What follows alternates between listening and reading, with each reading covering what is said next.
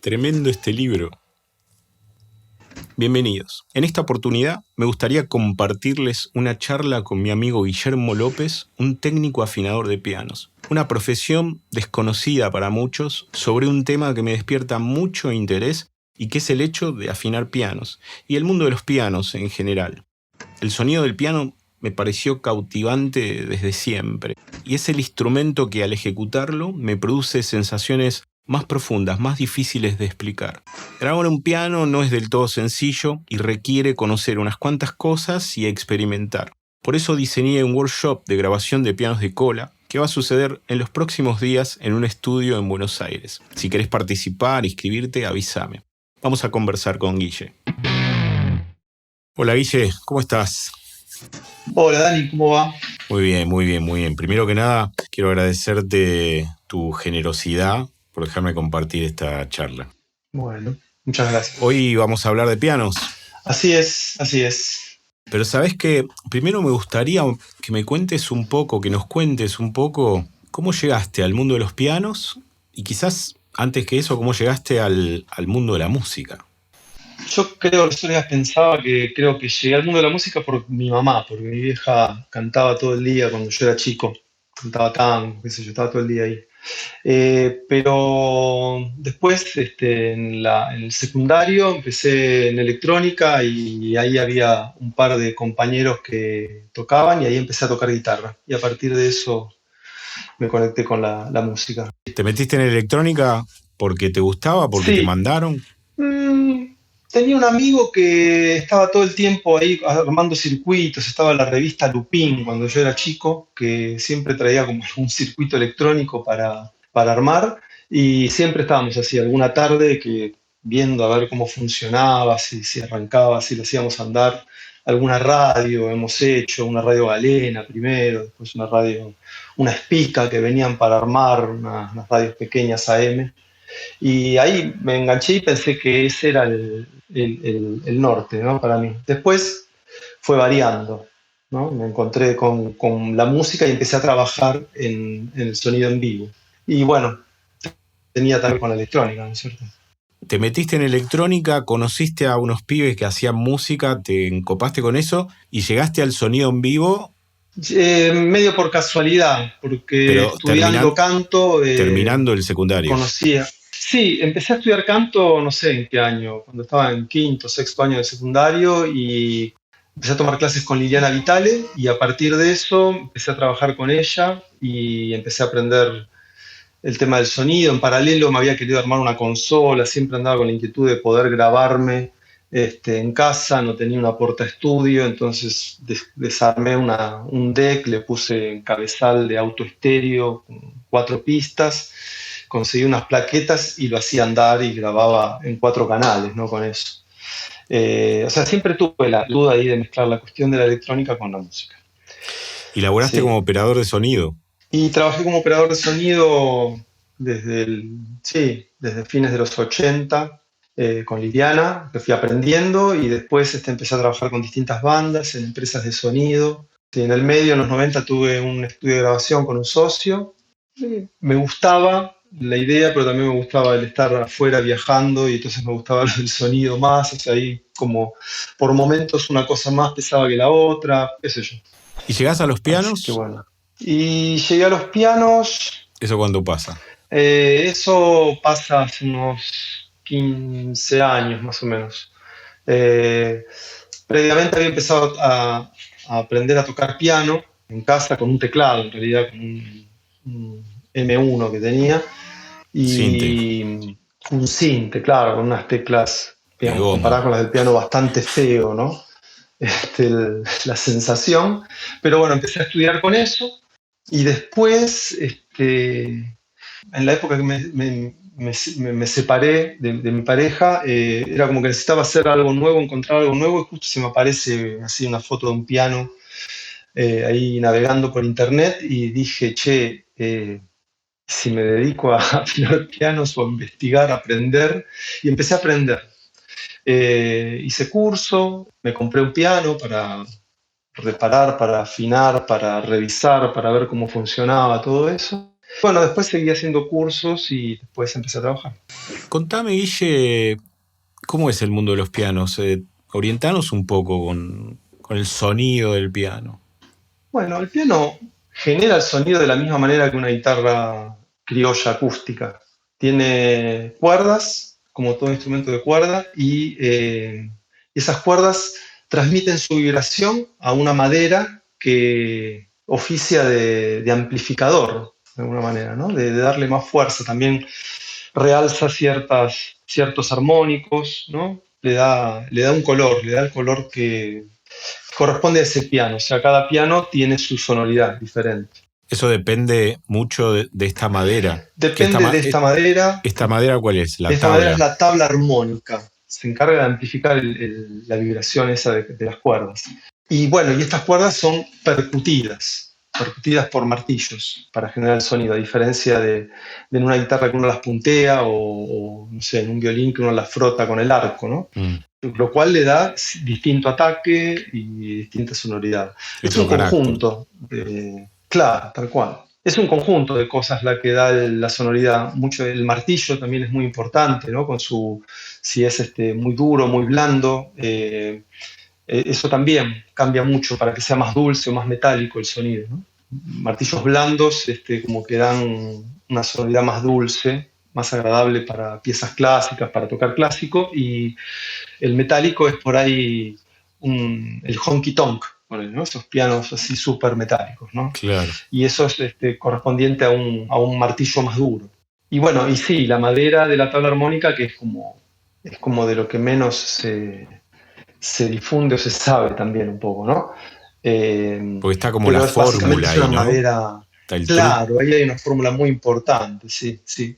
La tabla armónica son varias tablas dispuestas para formar una superficie, una al lado de la otra pegadas, no machimbradas, o sea, no tienen una muesca que enganchan, que Ajá. encastran, como, Sí. o sea, tan pegadas simplemente. Y de una madera blanda, tiene que ser que pueda vibrar, tiene que poder vibrar. Con lo cual es bastante blanda, es abeto blanco, por ejemplo. Creo que usan en algunos lugares. También el tipo de madera que se usa cambia de acuerdo a la localidad de donde se fabricó el piano, ¿no es cierto? De las maderas que se Claro. consiguen en los lugares. Pero básicamente la idea es que tienes una madera blanda.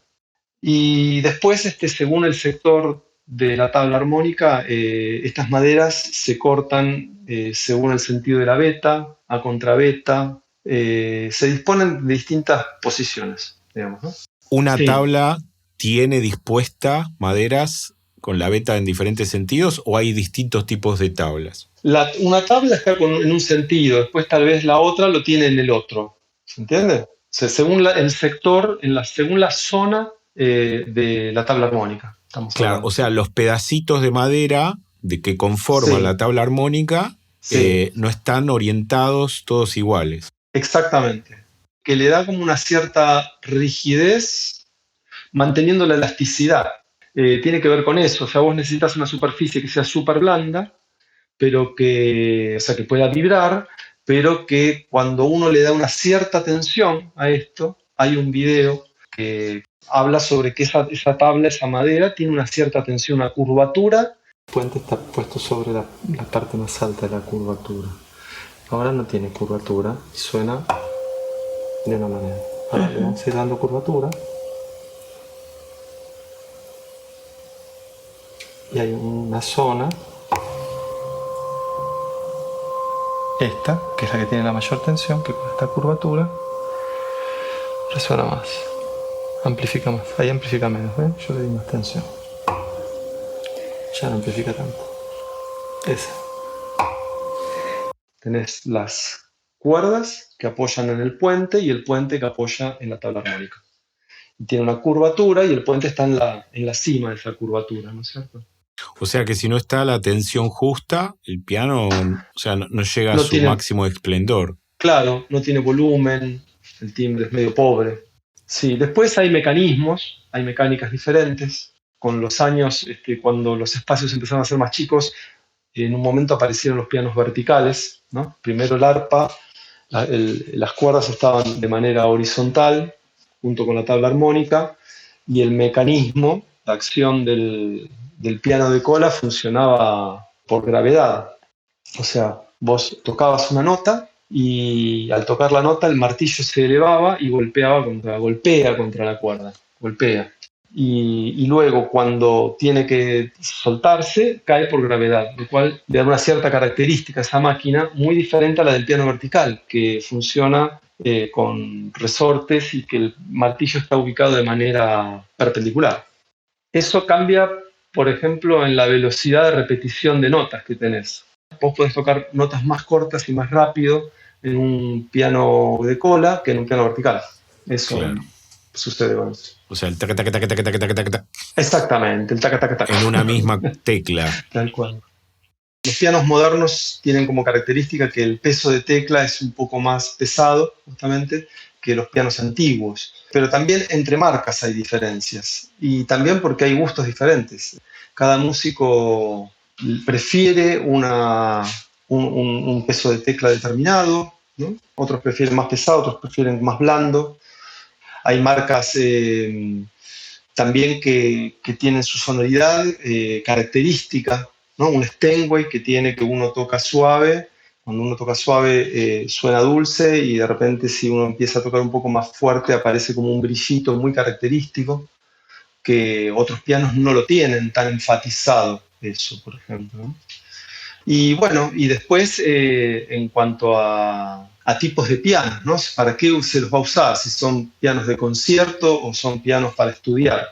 Por ahí en sonoridad, qué sé yo, alguno tiene más cuerpo o menos cuerpo, más graves, menos graves. Los pianos de escala corta, o sea, pianos chicos, los que puedes tener en un departamento, en una casa pequeña, Con cuerdas suelen más tener cortas.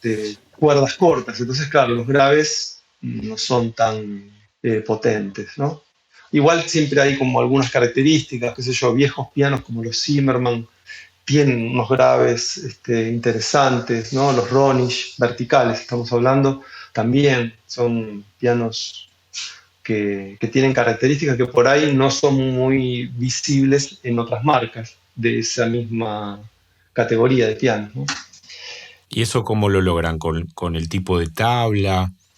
No, son pianos que son bastante antiguos, que proliferan bastante por acá, y que son de una altura de 1,40 m más o menos, con lo cual es, comparado con un piano de cola, tiene un arpa, un largo de cuerda interesante que empieza a funcionar. Entonces, claro, similar, Similar tal a cual, algunos pianos de similar, cola, superior. digamos. Algunos pianos de cola, sí, de más de un cuarto de cola. Y la cuerda muy larga, ¿no? O sea, Sí, te permite tener bajas frecuencias, quizás sí, con mayor intensidad. ¿Y qué otras sí. características te da el hecho de que el piano sea, no sé, un gran cola, que de pronto tenés, no sé, casi 3 metros de piano? ¿Qué otras Mirá, características te da? cuando la cuerda vibra, ¿no? Vibra en sus distintos armónicos, ¿no es cierto? La nota fundamental, una octava arriba. Esto quiere decir que la cuerda en la nota fundamental está moviéndose como panseándose así, ¿no es cierto? Ahora, en la octava arriba está moviéndose En dos haciendo mitades. dos cosas, como si estuviesen dos mitades, exactamente. Y entonces, en ese punto, hay un punto en el medio que no hay movimiento. Sí. Ahora, como la cuerda es medio rígida, es bastante más rígida que el aire, como medio, no es que hay un punto solo que no se mueve, sino que hay una porción de la cuerda que no se mueve. Con lo cual, el armónico siguiente, la octava de esa fundamental, va a ser levemente más aguda que lo que debiera ser matemáticamente hablando, dividiendo por dos. Eso es lo que se llama la Entonces, inarmonicidad. exactamente, eso es la inarmonía.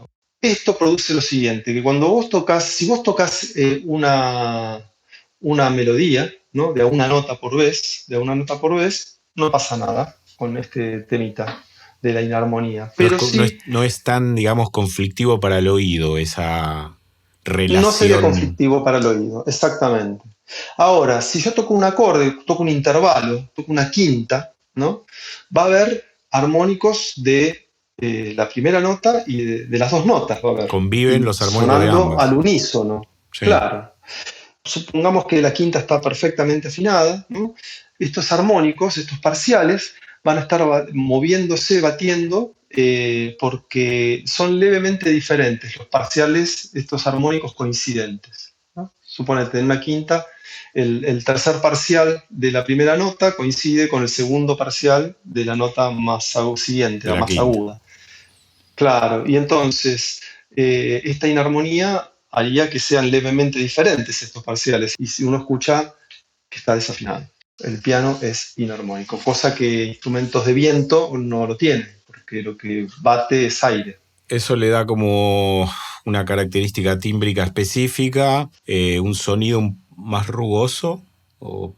No, eso le da que ahí llega mi trabajo, que sería el de afinarlo, afinar un piano, que en realidad lo que yo hago es hacer que estos parciales, estos armónicos, convivan de una manera, si se quiere, armónica. Los pianos largos reparten este error, esta inarmonía, y hace que se note menos, digamos, ¿no? En el tamaño de la cuerda. Claro, porque Esa es este la gran punto ventaja. conflictivo, por comparación, Mm. es más pequeño, digamos, Es más pequeño. en una cuerda más larga. Sí, tal cual. Entonces, Tal lo cual. más importante, está bien lo que digo, lo más importante de un piano tan grande es que los Sí, armónicos, comparado con un piano corto, son más parecidos al puro, al matemático. sí, incluso si vos ves otros instrumentos de cuerda donde la cuerda es más fina, la inarmonía es menor. En una guitarra es menor la inarmonía. Existe la inarmonía, pero es mucho menor. También Porque es menos rígida. influye, claro, porque es menos rígida, porque es más elástico el medio que se mueve, ¿no? La Ese cuerda. punto, ¿no?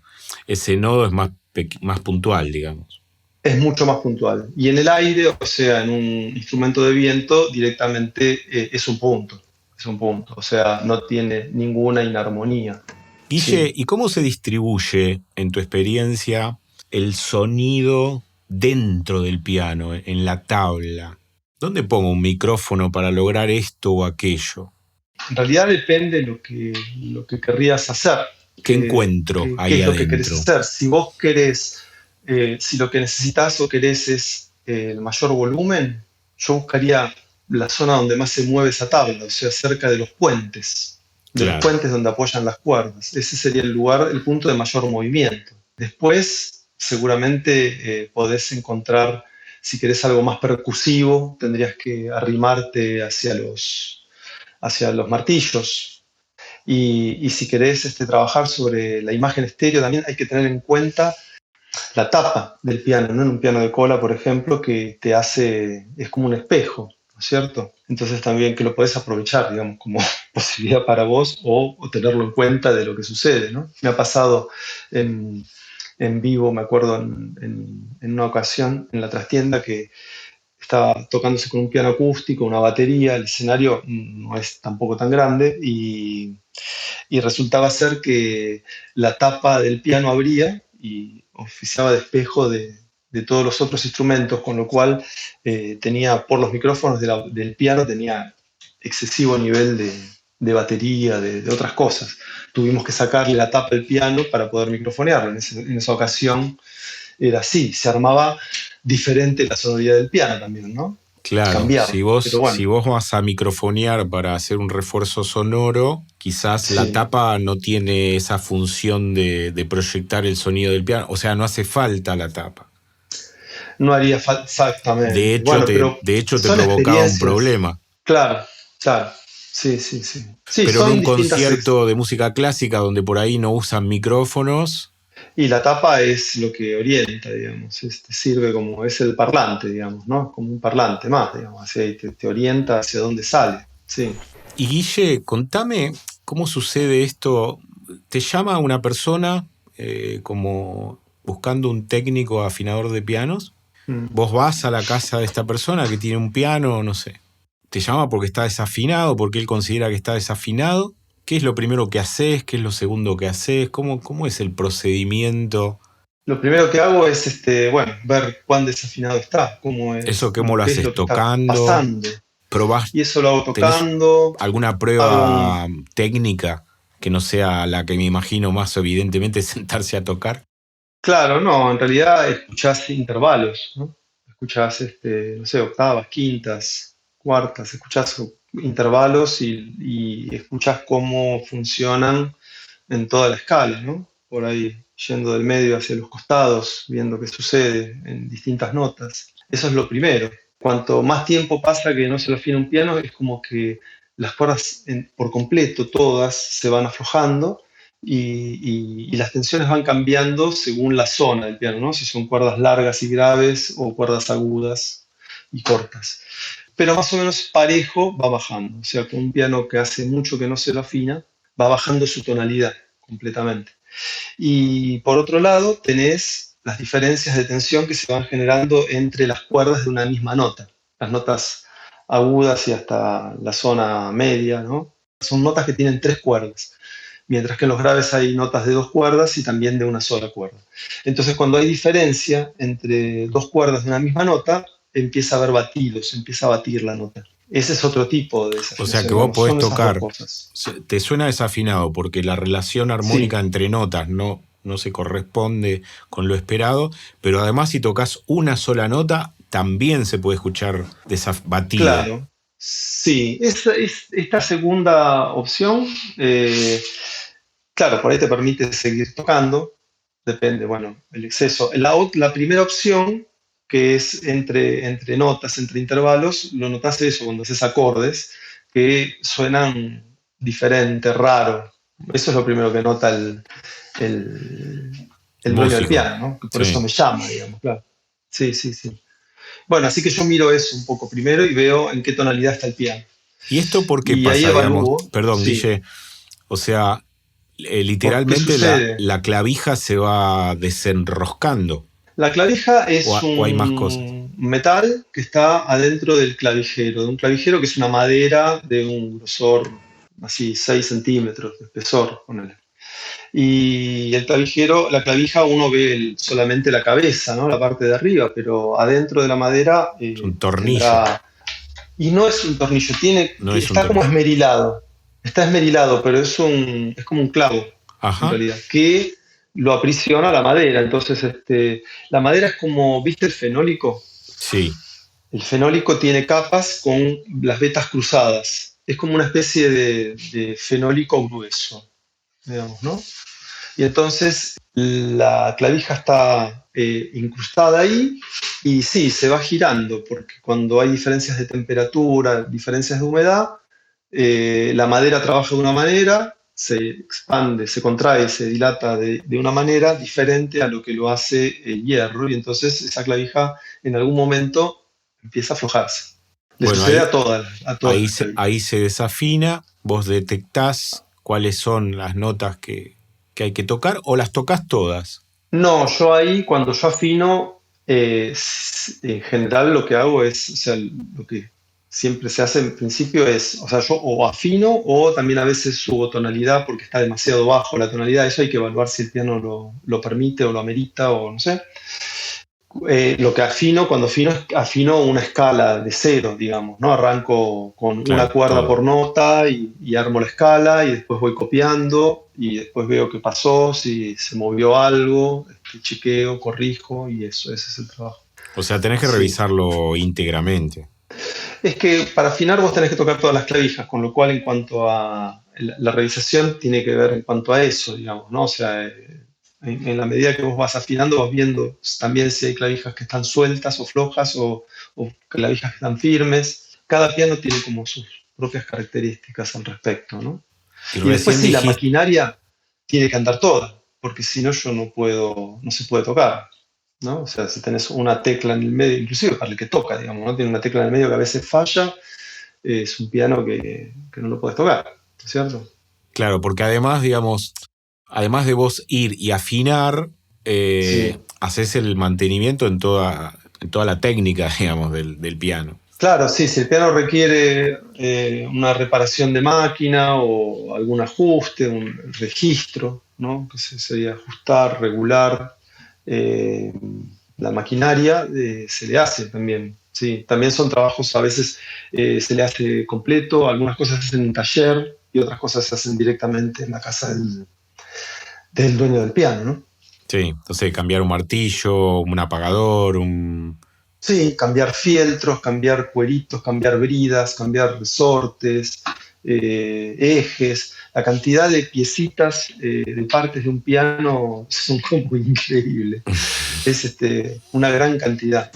Guille, y hace un momento dijiste, bueno, yo tengo que, no sé, subir la tonalidad del piano, Sí, y de pronto hay un piano donde no se puede.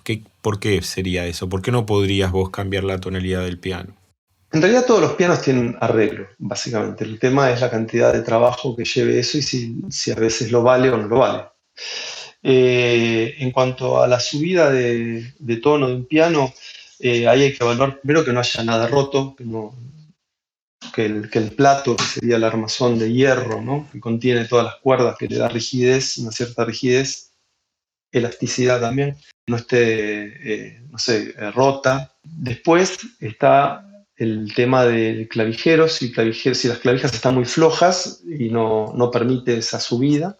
Y bueno, y básicamente esas dos cosas son las que influyen en si se podría o no, porque hay que pensar que la cantidad de fuerza que hacen todas las cuerdas de un piano son alrededor de 15 toneladas, 18 toneladas de fuerza entre todas las cuerdas a la vez le someten a esa estructura, al plato, al Al armazón de plato. hierro que tiene. Exactamente. Pero más allá de eso, volviendo, el clavijero es fundamental si logra sostener, porque si no implica, no sé, cambiar todas las clavijas por clavijas un poco más gruesas, y hay veces hay pianos que lo valen, porque ya es un trabajo, una dedicación, repuestos, todo que es bastante, y bueno, y ahí hay que evaluar eso, si vale la pena para ese piano o no. Mucha gente lo que hace es dejarlo en la tonalidad, afinarlo en la tonalidad en la que esté el piano. En la que el piano funciona, digamos. En la que el piano funciona, si la banca está en un estado de equilibrio, ¿no? Porque cuando uno hace una subida, le está agregando bastante fuerza a eso de repente. Entonces, uno no lo puede afinar directamente a donde va, porque en general lo que sucede es que cuando terminaste de hacer toda la pasada de afinación, Se te movió. se movió todo, se movieron los graves, los agudos, quedó diferente, ¿no? Y entonces hay que volver a afinarlo. Con lo cual, eso es primero una subida de tono y luego una afinación. Uno ve y uno mismo a tantos, digamos, afinando una guitarra con una app en el teléfono, o un afinador electrónico. De un tiempo a esta parte nos vamos como perdiendo el hábito de escuchar los batimentos y todo eso para afinar. ¿Vos usás tecnología para la afinación o te guías pura y exclusivamente por lo que escuchás? ¿Te entrenás para escuchar esos batidos? ¿Cómo es eso? ¿Cómo llegás a la conclusión de que esas dos cuerdas están en sintonía? Yo siento que escuchar batidos tiene como una precisión mayor que la que tienen ciertos instrumentos electrónicos. Los instrumentos, la tecnología, la verdad que es una herramienta súper útil y a veces hasta es como más visual cuando trabajas con un afinador estroboscópico, por ejemplo. Es como lo visual acompaña y ayuda muchísimo a entender lo que está sucediendo. Así que sí, utilizo tecnología, pero la estoy utilizando todo el tiempo con el método de afinación que utilizo yo. Hay varios métodos de afinación, así que la uso como una ayuda, como un soporte ahí y después en la medida que voy repartiendo el temperamento, que sería cuando uno arma una octava y un cachito, bien divide esa octava en pedacitos y después uno la reparte por el resto del piano, ya siempre, sí, uno tiene ahí por ahí el afinador ahí a mano y mira un poco, chequea que esté todo, que lo que estás escuchando está bien, pero ya ahí es fundamentalmente con el oído, el trabajo. No sé, cada afinador utiliza su propio método, sus métodos, ¿no? Seguramente. Dijiste recién que armabas, a ver si te entendí, armabas el Sí, temperamento de una octava y en sí, primero función de eso, uno ¿cómo primero es? empieza armando lo que sucede dentro de una octava y media, más o menos. Divide esa octava y media en notas. existen, cada nota tenía unos parciales, ¿no es cierto? Y según los intervalos que uno toque, tienen que coincidir ciertos parciales, con lo cual hay métodos que utilizan las quintas y las cuartas para ir armando ese temperamento, dividiéndolo en pedacitos, y otros métodos que utilizan terceras y sextas, tercera mayor.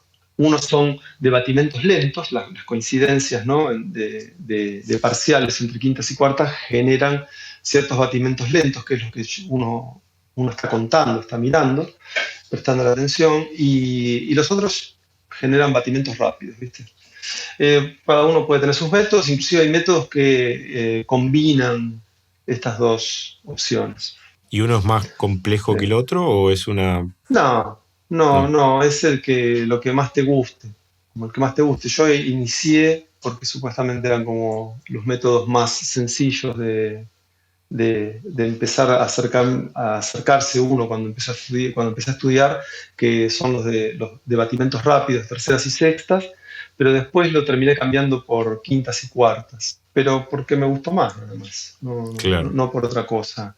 Una vez que vos armás esa octava y media, comparando los parciales con este método de cuartas o quintas, ¿cómo trasladás el resultado al resto del piano? Y lo vas trasladando así con octavas, O sea, haces y octavas y buscas ahí que el no sí, batimento. y chequeas que eso esté bien, sí, vas chequeando igual, siempre vas viendo otros intervalos, que son intervalos como de control, ¿no?, que Pero uno tiene. básicamente el traslado es con octavas. Sí, básicamente sí, ¿Sí? ¿Y qué octava, comparás? sí. ¿De a una o tocas dos notas con diferencia de una octava o de dos octavas? ¿O siempre comparás Depende de un...? lo que quieras escuchar, porque claro, siempre, o sea, en algún momento puede haber, uno puede llegar a tocar la extensión del... El piano tiene que, justamente por esto de la inarmonía que hablábamos antes, y que cada piano tiene sus características inarmónicas, ¿no? Hay pianos más inarmónicos, menos inarmónicos. El afinador termina haciendo un trabajo bastante artesanal en ese punto, porque por ahí él va haciendo con octavas, pero todo el tiempo está esta inarmonía jugando. Entonces, de repente vos tocas el La1 y tocas el La7, suponete, ¿no? Una cosa Sí, así, y podría llegar a sonar mal, a pesar, o sea, podría fallar, ¿viste? Como, podría fallar. Y eso depende de la inarmonía que tenga el piano, con lo cual en algún momento uno hace dos octavas, tres octavas, a ver qué está pasando también, ¿no? claro. O sea, vos Porque suelen convivir. lo vas trasladando, asumís que la uno con la 2 está bien, la 2 con la 3 está bien, la 3 con la 4 está Sí, bien, tocas la 4 y la uno y no funciona, ¿y ahí qué haces? Volvés a retocar, repartamos el error, se llama la repartís el obra. error. Repartamos el error, sí. Sí, si vos lo vas llevando, en general sucede que no estás muy lejos, muy alejado, digamos, ¿no? Es cuando la escala está estirada respecto de lo que debiera ser o está contraída respecto a lo que debiera ser. Ujú. Digamos, más o menos, en realidad es más o menos estirada, digamos, ¿no? Para arreglar el tema de la inarmonía. Lo que le pone el afinador también Sí, hace, digamos, al sonido de ese piano. O sea, dos afinadores obvio. Sí, dejan un obvio. piano Aparte que vos que suena tenés, distinto. vos- sí, sí, sí, porque vos aparte, por ejemplo, las notas agudas resuenan, o sea, un la de arriba agudo resuena cuando tocas un la más abajo en la escala. Las notas agudas no tienen apagadores, entonces Claro. esas quedan resonando solas. Eso le da como una riqueza también al sonido, que, o sea, no es que está sonando solamente las cuerdas de la nota que estás tocando, sino que también resuenan otras cuerdas más que no están siendo tocadas, suenan por simpatía. De hecho, hay algunos diseños de pianos. Julius Blutner era un fabricante de pianos del siglo XIX, que él había hecho un diseño donde tenía una cuerda, había notas que tenían cuerdas que no eran percutidas por el piano, una cuarta cuerda, que no era percutida por el martillo, sino que sonaba por simpatía, y lo que le daba era Estaban ahí eso, armónico, es una para riqueza, resonar. el exciter del piano, Claro. una cosa así. ¿Y de cuándo es el piano, Guille? ¿Cuándo se inventa el piano? El piano lo inventó Bartolomeo Cristofori, más o menos se supone que al razón de 1720, 1710, no se sabe muy bien exactamente. Vos me mandaste unas fotos Sí, que me parecieron ahí fascinantes. tenés un clave, está todo pintadito, hermoso, como se hacían en esa época. Cristofori fabricaba claves inicialmente, que como si lo ves es como un piano, es como un Sí, piano se de ve cola. como un piano. Se parece a un piano, digamos. Que lo que cambia es la acción, porque la acción del clave es punteando las cuerdas como si fuesen las púas en la guitarra. Y este hombre lo que hizo fue cambiarle al clave, crear una maquinaria diferente que percutía las cuerdas de este clave. Copiado, inspirado un poco en el salterio, en el dulcimer, que se ejecutaba con taquetas, que tenían unos martillos de fieltro y cuero.